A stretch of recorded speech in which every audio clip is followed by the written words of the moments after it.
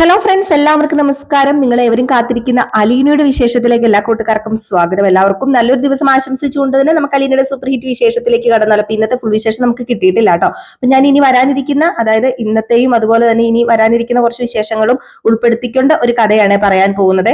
അപ്പൊ ഇന്നത്തെ ഫുൾ വിശേഷമല്ല, നമ്മൾ പ്രമോ വിശേഷം ഇന്നലെ രാത്രി നമ്മൾ പോസ്റ്റ് ചെയ്തിട്ടുണ്ടായിരുന്നു. അപ്പൊ അതാരെങ്കിലും കയറി കണ്ടിട്ടില്ലെങ്കിൽ ഒന്ന് കയറി കണ്ടു നോക്കിക്കോളൂ. നമ്മുടെ ഈ വീഡിയോയുടെ തൊട്ട് താഴ്ഭാഗത്തായിട്ട് കിടപ്പുണ്ട്. അപ്പൊ നേരെ വിശേഷത്തിലേക്ക് കിടക്കാം. ഇതിൽ ഞാൻ ഇന്നത്തെ വിശേഷവും അതുപോലെ വരാനിരിക്കുന്ന വിശേഷവും ഉൾപ്പെടുത്തിയിട്ടുണ്ട്. അപ്പൊ പറഞ്ഞു ബോറാക്കുന്നില്ല, നേരെ വിശേഷത്തിലേക്ക് തന്നെ പോവുകയാണ് കേട്ടോ.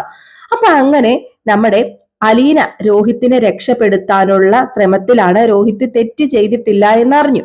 അപ്പം രോഹിത്ത് തെറ്റ് ചെയ്തിട്ടില്ല, രോഹിത്ത് ശരണ്യയെ ദ്രോഹിച്ചിട്ടില്ല, അതുപോലെ തന്നെ ബലാത്സംഗം ചെയ്തിട്ടില്ല എന്നൊക്കെ അറിഞ്ഞു. ആ ഒരു സ്പോട്ടിൽ ഉണ്ടായിരുന്നത് മാത്രമേ ഉള്ളൂ എന്നൊക്കെ അറിഞ്ഞല്ലോ നമ്മുടെ അലീന. അപ്പൊ അലീന മാത്രമല്ല, ഏകദേശം എല്ലാവരും അറിഞ്ഞിട്ടുണ്ട്. പക്ഷേ നമ്മുടെ ശരണ്യ ഇതിൽ ഒരു മൊഴി കൊടുക്കാതെ ഒരിക്കലും രോഹിത്തിന് രക്ഷപ്പെടാനായിട്ട് സാധിക്കില്ലെന്ന് മനസ്സിലായി. അങ്ങനെ കയറി ഇറങ്ങി അവിടെയും ഇവിടെയും ഒക്കെ കയറി ഇറങ്ങി നമ്മുടെ ബാലചന്ദ്രൻ നിരപരാധിയായ മകനെ രക്ഷിക്കാൻ വേണ്ടി അത്രയധികം വിഷമിച്ചു നടക്കുകയാണ്. ഏതായാലും നമ്മുടെ അലീന അങ്ങനെ വിട്ടുകൊടുക്കോ? സ്വന്തം ആങ്ങളെ തെറ്റ് ചെയ്തിട്ടില്ല എന്ന് അറിഞ്ഞു കഴിഞ്ഞാൽ ഒരിക്കലും നമ്മുടെ അലീന വിട്ടുകൊടുക്കത്തില്ല. എസ് പിയുടെ അടുത്ത് പോയ കാര്യമൊക്കെ ഞാൻ നിങ്ങളോട് പറഞ്ഞായിരുന്നു കേട്ടോ.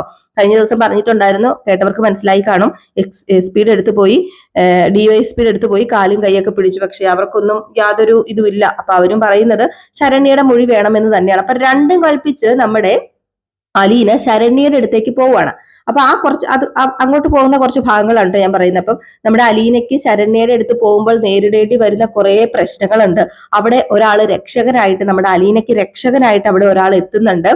അത് വേറെ ആരുമല്ല, ഒരു ഷാജി എന്ന് പറയുന്ന ഒരു പുള്ളിക്കാരന് നമ്മൾ കഴിഞ്ഞ ദിവസങ്ങളിൽ നമ്മുടെ വീഡിയോയിൽ കണ്ടു കാണുമായിരിക്കും നിങ്ങൾ. അതായത് നമ്മുടെ സീരിയലിൽ കണ്ടു കാണും. കാരണം നമ്മുടെ അലീന ഓഫനേജുകളിൽ കൊണ്ടുപോയി അരിയും എണ്ണയും അങ്ങനെ പലചരക്ക് സാധനങ്ങളൊക്കെ കൊടുക്കാൻ വേണ്ടി ഒരു ഓട്ടോക്കാരനെ വിളിച്ചുകൊണ്ട് പോയത് നിങ്ങൾ ഓർക്കുന്നുണ്ടോ? ആ കഥയിൽ നിങ്ങൾ കണ്ടവർക്ക് മനസ്സിലാവും. അപ്പം ആ പുള്ളിക്കാരൻ ആദ്യം അലീനയോട് പൈസയ്ക്ക് വേണ്ടി തർക്കിച്ചൊക്കെ കുറച്ച് ഫൈറ്റ് ഒക്കെ ചെയ്തു. കാരണം വണ്ടിക്കൂലി അത്ര ആകും ഇത്ര ആകും എന്നൊക്കെ. പക്ഷെ അലീന ചെയ്യുന്ന നല്ല പ്രവൃത്തി കണ്ടപ്പം അയാള് വണ്ടിക്കൂലി പോലും വേണ്ടാന്ന് പറഞ്ഞു. കാരണം അലീനയോടൊരു ബഹുമാനവും ഒരു ഇതൊക്കെ തോന്നി അയാൾക്ക്. അപ്പൊ അത് നിങ്ങൾ കണ്ടു കാണൂല്ലോ. നമ്മുടെ ഷാജി എന്നാണ് പുള്ളിക്കാരന്റെ പേര്. വേറെ ആരുമല്ല, നമ്മുടെ ബിഗ് ബോസിലെ ഒരു ആളായിരുന്നല്ലോ, ബിഗ് ബോസിലുണ്ടായിരുന്നു പുള്ളിക്കാരൻ.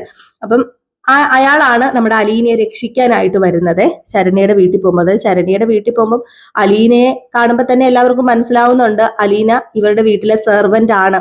അപ്പൊ അലീനയെ ദ്രോഹിക്കാതിരിക്കില്ലല്ലോ. അലീന അവിടെ ഉള്ളവരെല്ലാവരും ദ്രോഹിക്കൂല. അപ്പൊ ഞാൻ ഏതെങ്കിലും കഥയിലേക്ക് കിടക്കുകയാണ്, വലിച്ചു നീട്ടുന്നില്ല.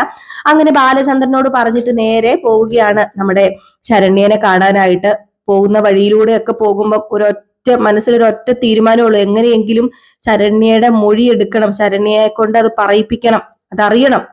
അലീനയ്ക്കും അറിയണം തന്റെ സഹോദരൻ നിരപരാധിയാണോ എന്ന് അലീനയ്ക്കും അറിയണം. അപ്പൊ ആ ഒരു ഒറ്റ ഉദ്ദേശത്തോടു കൂടി മാത്രമാണ്, വേറെ ഒന്നും ചിന്തിക്കാതെ, തനിക്ക് എന്തെങ്കിലും സംഭവിച്ചാലും കുഴപ്പമില്ല, തന്റെ ആകളെ രക്ഷിക്കണം, ഒരു നിരപരാധി പോലും ശിക്ഷിക്കപ്പെടാൻ പാടില്ല, അത് തന്റെ സഹോദരനും കൂടെ ആകുമ്പോൾ എന്നൊക്കെ ഓർത്ത് മനസ്സിൽ ഇങ്ങനെ ഓർത്തിട്ട് നേരെ പോവുകയാണ്.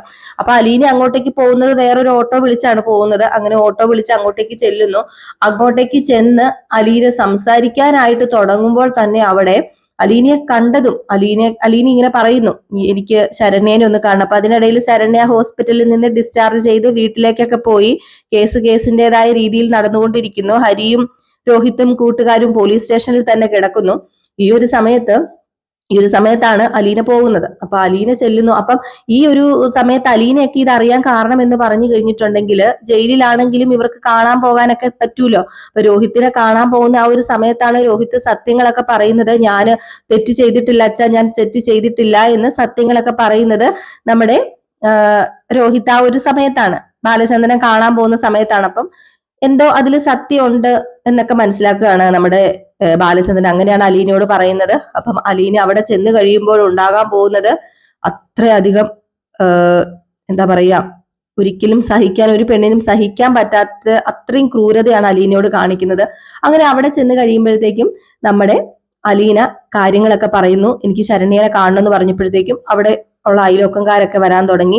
അയലോക്കംകാർ മാത്രമല്ല, ഇവരുടെ വീട്ടിൽ എപ്പോഴും ഈ രാഷ്ട്രീയ പ്രവർത്തകരൊക്കെ ഇങ്ങനെ വന്നു പൊക്കോണ്ടിരിക്കുകയാണ്. എല്ലാവരും ശരണ്യയുടെ പക്ഷമാണല്ലോ നിൽക്കുന്നത്. അലീനയെ കണ്ടതും അവളെ കല്ലെറിയ അവൾ ഒറ്റയൊരുത്തിയ ഇതിനൊക്കെ കാരണം ഇവൾ ആദ്യം മൊഴി കൊടുത്തിരുന്നെങ്കിൽ, ഇവൾ ആദ്യം അവർക്കെതിരെ പരാതി കൊടുത്തിരുന്നെങ്കിൽ എന്റെ മകൾക്ക്, എന്റെ സഹോദരിക്ക് ഇങ്ങനെ ഒരു അവസ്ഥ വരില്ലായിരുന്നു എന്ന് അച്ഛനും അമ്മയും സഹോദരനും ഒക്കെ അലമുറയിട്ട് ഇങ്ങനെ പറയാണ്. ഏതായാലും അലീന ആ ആൾക്കൂട്ടത്തിന്റെ ഇടയ്ക്കേക്ക് കയറി ചെല്ലുകയാണ് കേട്ടോ. എന്നിട്ട് അലീന പറയുന്നുണ്ട്, ഞാൻ പറയുന്ന ഒന്ന് കേൾക്കണം, എനിക്ക് ശരണ്യോടൊന്ന് സംസാരിക്കണം, ഒരിക്കലും നിങ്ങൾക്കെതിരെ നിൽക്കാനോ ഒന്നുമല്ല ഞാൻ, ഒന്ന് യാചിക്കാനോ അല്ലെങ്കിൽ പ്രതികളെ രക്ഷപ്പെടുത്തണം എന്ന് പറയാനോ ഒന്നുമല്ല ഞാൻ വന്നത്. ഒരു നിരപരാധി പോലും ശിക്ഷിക്കപ്പെടരുത്, അതുകൊണ്ടാണ് ഞാൻ വന്നതെന്ന് പറഞ്ഞപ്പം നീ കൂടുതൽ പ്രസംഗിക്കുന്നോടി എന്നും പറഞ്ഞുകൊണ്ട് അവിടെ നിന്ന് എല്ലാവരും അലീനയെ കല്ലെറിയുന്നു. അപ്പോഴത്തേക്കും തന്നെ ഈ പറയുന്ന നമ്മുടെ ശരണ്യയുടെ ഒരു സഹോദരനുണ്ട് കേട്ടോ, ഒരു 10-20 വയസ്സുള്ള ഒരു പയ്യനാണ്. അപ്പൊ ആ പയ്യൻ ഓടി വന്ന് ഒരു കുപ്പി മണ്ണെണ്ണയായിട്ടാണ് വരുന്നത്. മണ്ണെണ്ണയായിട്ട് വന്നിട്ട് നമ്മുടെ അലീനയുടെ തലവഴി ഒഴിക്കുകയാണ്. ഇവളെ ഞാൻ ഇന്ന് കൊല്ലും, നിന്നെ ഞാൻ കൊല്ലൂടി, നീ അന്ന് പറഞ്ഞിരുന്നെങ്കിൽ ഒരിക്കലും, നീ പരാതി കൊടുത്തിരുന്നെങ്കിൽ ഒരിക്കലും, നീ അന്ന് അങ്ങനെ ചെയ്തിരുന്നെങ്കിൽ ഒരിക്കലും എന്റെ പെങ്ങക്ക് ഈ അവസ്ഥ ഉണ്ടാകില്ലായിരുന്നടി. നീ എന്നിട്ട് നീ തിന്ന ചോറിന് നന്ദി കാണിച്ചതല്ലടി എന്നൊക്കെ പറഞ്ഞുകൊണ്ട് ഇങ്ങ് ചെന്നിട്ട് ആ മണ്ണെണ്ണ മുഴുവനും അലീനയുടെ ദേഹത്തൊഴിച്ചു. അലീനയ്ക്ക് ഒന്നും പറയാൻ പറ്റത്തില്ലാത്തൊരവസ്ഥ. ആ കൂടി നിന്ന ആൾക്കാരൊക്കെ സ്തംഭിച്ചു നിൽക്കുന്നുണ്ട്. വേണ്ട വേണ്ട, ചെയ്യരുത്, അങ്ങനെ ചെയ്യരുതെന്നൊക്കെ കുറച്ചു പേര് പറയുന്നുണ്ടെങ്കിൽ പോലും കുറച്ചു പേര് പറയുന്നുണ്ട് മണ്ണെണ്ണ ഒഴുക്കി അവളെ തീ കൊളുത്ത്, അവളൊരു സ്ത്രീ അല്ല എന്നൊക്കെ പറഞ്ഞ് ഇങ്ങനെ എവിടെ നിന്നൊക്കെയോ ഇങ്ങനെ ശബ്ദങ്ങൾ എരമ്പി ഇങ്ങനെ എരച്ച് നമ്മുടെ അലീനയുടെ ചെവിയിൽ ഇങ്ങനെ എത്തുന്നുണ്ട്. അലീനയ്ക്ക് ഒന്നും ചെയ്യാൻ പറ്റുന്നില്ല. അങ്ങനെ പെട്ടെന്ന് ആ ഒരു തീപ്പെട്ടി എടുത്തോണ്ട് വന്നിട്ട്, തീപ്പെട്ടിയോ ലാമ്പോ എന്തോ എടുത്തോണ്ട് വന്നപ്പോ ഇത് കത്തുന്നില്ല. അതായത് മണ്ണെണ്ണയിൽ കുതിർന്ന തീപ്പെട്ടി എങ്ങാണ്ട് നനഞ്ഞ് പോയിട്ട് ഇത് കത്തുന്നില്ല. ഉരയ്ക്കാൻ നോക്കുന്നുണ്ട്, കത്തുന്നില്ല. അപ്പോഴത്തേക്കുമാണ് ആ പുറകിൽ നിന്നങ്ങാണ്ട് ഒരു ലാമ്പ് ഇങ്ങനെ കറങ്ങി കറങ്ങി തിരിഞ്ഞ് എറിഞ്ഞ് നമ്മുടെ ആരോ ഒരു ലാമ്പ് ഇങ്ങനെ കറക്കി ഇങ്ങനെ എറിഞ്ഞു കൊടുത്തപ്പോഴത്തേക്കും തന്നെ ആ ശരണ്യയുടെ ആങ്ങളെ അത് ക്യാച്ച്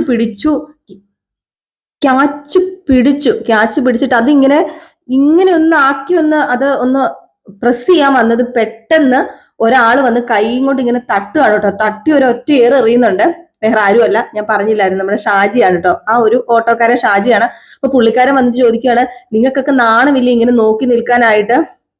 ഒരു പെണ്ണിനെ ഇങ്ങനെ ചെയ്യുമ്പോൾ നിങ്ങൾക്കൊക്കെ ഒന്ന് രക്ഷിക്കത്തില്ലേ എന്നിങ്ങനെ ചോദിച്ചു കഴിഞ്ഞപ്പോഴത്തേക്കും പെട്ടെന്ന് നമ്മുടെ അലീന ഇങ്ങനെ ചുരുണ്ടുകൂടി കുനിഞ്ഞു നിൽക്കുകയായിരുന്നു. ആ ഒരു ശബ്ദം കേട്ടതും അലീന ഒന്ന് തല ഉയർത്തി അലീന ആ ഒരു അയാളെ നോക്കുകയാണ്. അപ്പൊ അയാളെ നോക്കി കഴിഞ്ഞപ്പോഴത്തേക്കും അലീന പെട്ടെന്ന് ബാക്കിലേക്ക് പിന്നെ ബാക്കിലേക്കാണ് നമ്മളെ കാണിക്കുന്നത് കേട്ടോ. അന്ന് ആ ഒരു അനാഥാലയത്തിലേക്ക് നമ്മുടെ അലീന ഭക്ഷണം, അതായത് അരിയും ഭക്ഷണ സാധനങ്ങളൊക്കെ കൊണ്ടുപോയി കഴിഞ്ഞപ്പോഴത്തേക്കും ആ ഷാജി എന്ന് പറയുന്ന പുള്ളിക്കാരൻ വന്ന് സംസാരിച്ചതും പുള്ളിക്കാരൻ ഓട്ടോയിൽ ഇരുന്നതും അതുപോലെ അന്ന് അവരെ സംഭാഷണം മുഴുവനും ഇങ്ങനെ കാണിക്കുകയാണ്. അലീന ഒന്ന് ബാക്കിലേക്ക് പോയിട്ട് ഇങ്ങനെ കണ്ണു തുറന്നു. അപ്പോഴാണ് നമ്മുടെ അലീന കണ്ണു തുറക്കുന്നത്. അത്രയും നേരം ചിലപ്പോൾ നമ്മുടെ അലീന അവർ കൊല്ലട്ടെ എന്ന് ഓർത്ത് കുനിഞ്ഞ് ആ ഒരു മണ്ണെണ്ണയൊക്കെ ഒഴിച്ച് ആ ഒരു വസ്ത്രത്തിലൊക്കെ ഇങ്ങനെ നനഞ്ഞിരിക്കുകയാണ്. അങ്ങനെ പെട്ടെന്ന് നമ്മുടെ അലീനയെ പിടിച്ചു മാറ്റുന്നു. നിങ്ങൾ ഒരു കാര്യം ചെയ്യണം, ഇപ്പൊ ഏതായാലും പ്രതികളെ കൊണ്ടുപോയി സ്റ്റേഷനിൽ അല്ലെങ്കിലും ലോക്കപ്പിലാണെങ്കിലും ജയിലിലാണെങ്കിലും ഇട്ടിട്ടുണ്ടല്ലോ, അവർക്കുള്ള ശിക്ഷ അത് നിയമപരമായിട്ട് മേടിച്ചു കൊടുക്കുന്നുണ്ടല്ലോ. പിന്നെ എന്തിനാണ് ഈ പാവം പെങ്കൊച്ചിനെ നിങ്ങൾ ഇങ്ങനെയൊക്കെ ചെയ്യുന്നത്? ഇവളെന്ത് തെറ്റാ ചെയ്തത്? ഇവളെ അവര് എന്തെങ്കിലും ചെയ്തിട്ടുണ്ടെങ്കിൽ അതിനുള്ള മറുപടി ഇവള് കൊടുത്തിട്ടുണ്ടായിരിക്കും. അല്ലെങ്കിൽ പിന്നെ ഇവക്ക് പരാതി ഇല്ല എങ്കിൽ നിങ്ങൾ എന്തിനാണ് ഇവള് ഇങ്ങനെ അല്ലെങ്കിൽ നിങ്ങൾ ഈ കാണിക്കുന്നത് ന്യായമാണോ എന്നൊക്കെ ഇങ്ങനെ ചോദിക്കുന്നുണ്ട് അയാള്. അപ്പോഴത്തേക്കും നീ മാറി നിൽക്കണം, നീ ഇപ്പൊ എവിടെന്നാ വന്നത്? ഇവള് അവന്മാരുടെ ഒക്കെ സൈഡാണ്. ഇപ്പൊ ഇവിടെ വന്നതിന്റെ ലക്ഷ്യ ഉദ്ദേശം എന്താണെന്ന് ഞങ്ങൾക്കറിയാം. അവന്മാരെ രക്ഷിക്കാൻ വേണ്ടി ആയിരിക്കും. ഒരു വേലക്കാരിനെ പറഞ്ഞു വിട്ടു കഴിഞ്ഞാൽ അവന്മാരെ രക്ഷിക്കാനായിട്ട് പറ്റുമോ എന്നൊക്കെ പറഞ്ഞുകൊണ്ട് ഇവർ ഭയങ്കരമായിട്ടും ദേഷ്യപ്പെടുകയാണ്. എല്ലാവരും ദേഷ്യപ്പെടുന്നു. ഒടുവില് നമ്മുടെ അലീനയെ അയാള് തന്നെ പിടിച്ചുകൊണ്ട് ഒരു ഓട്ടോ, തൊട്ടുപോകരുതായിരുന്നു പറഞ്ഞിട്ട് ആ ഓട്ടോയ്ക്കകത്ത് ഇരുത്തുകയാണ്. എന്നിട്ട് വന്ന് പറയുന്നുണ്ട്, നിങ്ങളുടെ മകൾക്കുള്ള നീതി അത് നിങ്ങൾ മേടിച്ചു കൊടുക്കണം, പക്ഷെ അത് വേറൊരു പെങ്കൊച്ചിന്റെ ജീവിതം കളഞ്ഞിട്ടാകരുത്. നിങ്ങളുടെ മകളും ഒരു പെണ്ണ് തന്നെയല്ലേ? നിങ്ങളുടെ മകളോട് എന്ത് തെറ്റാ ചെയ്തത്? ഇവള് തെറ്റൊന്നും ചെയ്തിട്ടില്ലല്ലോ. ഇവൾക്ക് അന്ന് ആ ഒരു സാഹചര്യത്തിൽ അത് ചെയ്യേണ്ടി വന്നു. അത് അവളുടെ നിസ്സഹായ അവസ്ഥയായിരിക്കാം. അതെങ്കിലും നിങ്ങളൊന്ന് കരുതണ്ടേ? അവള് ആ വീട്ടിലെ മകളോ അല്ലെങ്കിൽ ആ വീട്ടിൽ ആരുമല്ല, ആ വീട്ടിലൊരു സെർവന്റ് ആണ്. അവക്ക് പിടിച്ചു നിൽക്കണമെങ്കിൽ അവർക്കെതിരെ പരാതി കൊടുക്കണമായിരുന്നോ? അവള് തിന്ന ചോറിന് നന്ദി കാണിച്ചെങ്കിൽ അതവളുടെ മനസാക്ഷിയാണ്, അതവക്കൊരു മനസ്സുള്ളത് കൊണ്ടാണ് എന്നൊക്കെ ഇങ്ങനെ പറഞ്ഞു കേട്ടോ. അപ്പോഴത്തേക്കും തന്നെ ജനക്കൂട്ടം ഒന്ന് അടങ്ങി. മാത്രമല്ല നമ്മുടെ അലീനയ്ക്ക് പക്ഷേ ശരണ്യനെ കാണാനായിട്ട് സാധിച്ചില്ല. അങ്ങനെ ഓട്ടോയിൽ കയറി കഴിഞ്ഞപ്പോഴത്തേക്കും അലീനയുടെ ഇങ്ങനെ ആ ഒരു പേടിച്ചു വിറച്ച ആ ഒരു ഭീതിയോട് കൂടി ഇരിക്കുമ്പം ഷാജി ചോദിക്കുന്നുണ്ട്, എന്തിനാ കൊച്ചെ നീ ഇപ്പൊ ഇങ്ങോട്ടേക്ക് വന്നത്? ഇത്രയും പ്രശ്നം നടക്കുമ്പോ നിനക്ക് ഇതിന്റെ കാര്യം ഉണ്ടായിരുന്നോ? ഇങ്ങോട്ടേക്ക് വരേണ്ട കാര്യം ഉണ്ടായിരുന്നോ? ഇനിയിപ്പൊ അവര് പറഞ്ഞതുപോലെ അവന്മാരെ രക്ഷിക്കാൻ തന്നെയാണോ നീ ഇപ്പൊ ഇങ്ങോട്ടേക്ക് വന്നതെന്ന് ചോദിക്കുമ്പോഴത്തേക്കും അലീന പറയുന്നുണ്ട്, ഞാന് ഒരിക്കലും പ്രതികളെ രക്ഷിക്കാൻ വേണ്ടി അല്ല വന്നത്. ഞാൻ വന്നത് ഒരു നിരപരാധി ഉണ്ട് അതില്, ആ നിരപരാധിക്ക് വേണ്ടിയാണ് ഞാൻ വന്നത്. ഒരിക്കലും അവൻ തെറ്റൊന്നും ചെയ്തിട്ടില്ല. അത് അവളുടെ വായിൽ നിന്ന് തന്നെ കേട്ടാൽ മാത്രമേ ആ നിരപരാധി രക്ഷപ്പെടുകയുള്ളൂ. ഒന്ന് ഓർത്തു നോക്കിക്കേ, ഒരു നിരപരാധി തെറ്റ് ചെയ്യാത്ത ഒരു നിരപരാധി ഒരു നിരപരാധിയും ശിക്ഷിക്കപ്പെടാൻ പാടില്ലല്ലോ. അതുകൊണ്ട് മാത്രമാണ്, അല്ലാതെ ഞാൻ അവരുടെ വീട്ടിൽ സർവന്റ് ആയിട്ട് നിന്നിട്ടോ അല്ലെങ്കിൽ ഞങ്ങളുടെ ബന്ധം കൊണ്ടോ ഒന്നുമല്ല. അതിപ്പോ ആരാണെങ്കിലും ഞാൻ ന്യായത്തിന്റെ കൂടെ നിൽക്കുന്നു പറയുമ്പോഴത്തേക്കും ഇനിയിപ്പം അങ്ങനെ വല്ലതും പറഞ്ഞിട്ട് കാര്യമുണ്ടോ? ആ ശരണ്യ എന്ന് പറയുന്ന പെങ്കൊച്ചിനെ ഒന്നും അങ്ങനെയൊന്നും നിനക്ക് കാണാൻ പറ്റുമെന്ന് തോന്നുന്നില്ല. അല്ലെങ്കിൽ പിന്നെ അവളെ കാണണമെങ്കിൽ തന്നെ ഇപ്പം അത് മുകളിലുള്ളവരുമായിട്ട് സംസാരിച്ച് ആരുടെയെങ്കിലും പെർമിഷൻ ഒക്കെ മേടിച്ചിട്ടല്ലേ പറ്റത്തുള്ളൂ. അല്ലാതെ ഇങ്ങനെ നീ ആൾക്കൂട്ടത്തിന്റെ ഒക്കെ ഇടയിലേക്ക് ചെന്ന് കഴിഞ്ഞിട്ടുണ്ടെങ്കിൽ ഇങ്ങനെയൊക്കെ സംഭവിക്കത്തുള്ളൂ, ഇതൊക്കെ ഇനിയും ഉണ്ടാകാൻ പോകുന്നുള്ളൂ എന്നൊക്കെ പറയാണ് കേട്ടോ. അത് നീ ഒരു പെണ്ണല്ലേ, നീ എന്തിനാ ഒറ്റയ്ക്ക് പോയത്? വേറെ ആരെയെങ്കിലും കൂട്ടിക്കൊണ്ട് നിനക്ക് പോകത്തില്ലായിരുന്നോ എന്നൊക്കെ ഇങ്ങനെ ചോദിച്ചു കഴിഞ്ഞപ്പോഴത്തേക്കും അലീന ആ വണ്ടിക്കകത്ത് നിന്ന് കരയാണ് കേട്ടോ. എന്നിട്ട് അലീന പറയുന്നുണ്ട്, എനിക്കറിയില്ല, ഞാൻ എന്നെ കൊണ്ട് രക്ഷപ്പെടുത്താൻ കഴിയും അവനെ എന്ന ആ ഒരു പ്രതീക്ഷയോട് കൂടിയാണ് ഞാൻ പോയത്. എനിക്ക് പറ്റില്ല ആ അച്ഛൻ്റെ നിലവിളിയും അതുപോലെ അവിടെ ഉള്ളവരുടെ കരച്ചിലും കേട്ട് നിശബ്ദതയായിട്ടിരിക്കാൻ എനിക്ക് പറ്റില്ല. എന്നെ കൊണ്ട് പറ്റുന്നത് ഞാൻ ചെയ്യണ്ടേ എന്ന് പറഞ്ഞപ്പോഴത്തേക്കും, നിന്റെ ഈ നല്ല മനസ്സ് എല്ലാവരും കാണണമെന്നൊന്നും ഇല്ലല്ലോ. നിന്റെ ഈ നല്ല മനസ്സ് എല്ലാവരും കണ്ടെന്ന് വരില്ല. ഇപ്പം മറ്റുള്ളവരെ പുറത്തു നിന്ന് നോക്കുമ്പോഴത്തേക്കും നീ ആ വീട്ടിലെ സർവന്റാ. അപ്പൊ അത് നീ മനസ്സിലാക്കണം. അതെങ്കിലും മനസ്സിലാക്ക്. എനിക്ക് പറ്റുന്ന പോലെ ഞാൻ നിന്നെ സഹായിക്കാം. നിന്റെ ഈ ഒരു സംഭാഷണം കേട്ടിട്ട് നീ പറയുന്നതൊക്കെ ശരിയാണ് എന്ന് എനിക്ക് തോന്നുന്നുണ്ട്. അതുപോലെ മറ്റാർക്കും തോന്നണമെന്നൊന്നുമില്ല. ഏതായാലും ഞാൻ എനിക്ക് പറ്റുന്ന രീതിയിൽ നിന്നെ സഹായിക്കാം, നോക്കാം എന്നൊക്കെ പറയുന്നുണ്ട്. അങ്ങനെ അയാൾ അവിടെ നിന്ന് കൊണ്ട് അതിനിടയിൽ നമ്മുടെ അലീനയ്ക്ക് കുറെ കല്ലേറും അങ്ങനെയൊക്കെ കിട്ടിയിട്ടുണ്ടായിരുന്നു. അപ്പം ഇയാൾ നേരെ ഹോസ്പിറ്റലിലേക്ക് തന്നെയാണ് അലീനയെ കൊണ്ടുപോകുന്നത്. കുറച്ച് മുറിവുകളൊക്കെ അലീനയുടെ ദേഹത്തുണ്ടായിരുന്നു. അങ്ങനെ അയാൾ ഹോസ്പിറ്റലിലേക്ക് കൊണ്ടുപോകുന്നുണ്ട്. അലീനയെ ഹോസ്പിറ്റലിലേക്ക് കൊണ്ടുപോയി അലീനയുടെ മുറിവൊക്കെ ക്ലീൻ ചെയ്ത് അലീനയെ സുരക്ഷിതമായിട്ട് നമ്മുടെ ബാലചന്ദ്രന്റെ നെടുപുരയ്ക്കൽ വീട്ടിൽ കൊണ്ടാക്കുന്നുണ്ട്. അലീന നന്ദി പറയുന്നുണ്ട്. ഏതായാലും അലീനയ്ക്ക് ഇനി ഒരു സഹായിയായിട്ട് നമ്മുടെ ഷാജി കൂടെ കാണും കേട്ടോ. കാരണം എന്തിനും ഏതിനും വിളിക്കാൻ ഒരു കൂട്ടായിട്ട് തന്നെ ഷാജി കൂടെ കാണും. അങ്ങനെ നമ്മുടെ അലീന നേരെ അകത്തേക്ക് കയറി പോകുമ്പോൾ അവിടെ ചെന്ന് കഴിയുമ്പോഴത്തേക്കും കൃഷ്ണമോളും ബാലചന്ദ്രനൊക്കെ ഞെട്ടിപ്പോവാണ്. ഇത് എന്താ അലീനയെ കണ്ടിട്ട് പെട്ടെന്ന് പേടിച്ചു പോവാണ്. അപ്പോഴത്തേക്കും നമ്മുടെ ഷാജി പോയിട്ടില്ല. ഷാജി ഇവരോട് കാര്യങ്ങളൊക്കെ പറയുന്നുണ്ട്, ഒരിക്കലും അങ്ങനെ തന്നെ വിടരുത് എന്നൊക്കെ പറയുന്നുണ്ട്. ഏതായാലും പുള്ളിക്കാരനെ ഏൽപ്പിച്ചിട്ട് തന്നെയാണ് നമ്മുടെ അലീനയെ അവിടെ ഏൽപ്പിച്ച് സുരക്ഷിതമായി ഏൽപ്പിച്ചിട്ട് തന്നെയാണ് നമ്മുടെ ഷാജി അവിടെ നിന്ന് പോകുന്നത് കേട്ടോ. അപ്പൊ ഈ ഒരു ഭാഗമൊക്കെ നമുക്കിനി വരാനുള്ള ഭാഗങ്ങളാണ്. ചിലപ്പോൾ അത് ഇന്നോ നാളെയോ വരണമെന്നില്ല, ഇനിയിപ്പോൾ വരാനിരിക്കുന്നതാണ് കേട്ടോ. ചിലപ്പം ഒരു മാസമൊക്കെ എടുത്തേക്കാം. നമ്മളിപ്പോൾ ഫുൾ വിശേഷം നമുക്ക് വന്നിട്ടില്ലാത്തത് കൊണ്ടാണ് ഞാൻ അപ്കമിങ് വിശേഷം ഇപ്പോൾ രാവിലെയൊക്കെ പോസ്റ്റ് ചെയ്യുന്നത്. കാരണം ഒരുപാട് പേര് നമ്മളെ പ്രതീക്ഷിച്ചിരിപ്പുണ്ടല്ലോ.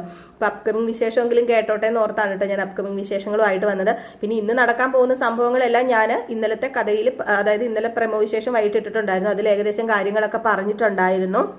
ഇനിയിപ്പോൾ കാണാൻ പോകുന്നത് നമ്മുടെ വൈജയുടെയും അതുപോലെ തന്നെ വൈജ വിളിച്ച് ബബിതയോട് സംസാരിക്കുന്നതും അലീനെ അവിടെ നിന്ന് ആട്ടിപ്പായ്ക്കാൻ എങ്ങനെയെങ്കിലും അവിടെ നിന്ന് അലീനയെ പുറത്താക്കണമെന്നും പിന്നെ മനു വന്ന് ബാലചന്ദ്രനോടും നമ്മുടെ വൈജയോടും സംസാരിക്കുന്ന കുറച്ച് സീനുകളൊക്കെയാണ് കേട്ടോ. അപ്പോൾ അതൊക്കെയാണ് ഇന്ന് നമ്മൾ കാണാൻ പോകുന്നത്. ഇപ്പം നേരത്തെ കിട്ടുവാണെങ്കിൽ ഞാൻ പോസ്റ്റ് ചെയ്യാം. ചിലപ്പോൾ ഒരു 4 മണി 6 മണിക്കൊക്കെ ആയിരിക്കും വരുന്നത്. പിന്നെ നമ്മൾ പോസ്റ്റ് ചെയ്യേണ്ട കാര്യമില്ലല്ലോ, നിങ്ങൾക്ക് പിന്നെ ടെലികാസ്റ്റ് ചെയ്യുമ്പോൾ കാണാമല്ലോ എന്ന് ഓർത്തിട്ടാണ്. പിന്നെ ആ ഒരു മണിക്കൂർ നേരത്തെ പ്രത്യേകം പോസ്റ്റ് ചെയ്തിട്ട് വലിയ പ്രയോജനമൊന്നുമില്ല. അപ്പോൾ അതുകൊണ്ടാണ് ഞാൻ പോസ്റ്റ് ചെയ്യാത്തത് വൈകിട്ട് കേട്ടോ. അപ്പോൾ എല്ലാവർക്കും ടാറ്റ ബൈ ബൈ. മറക്കാതെ ലൈക്ക് അടിക്കണേ.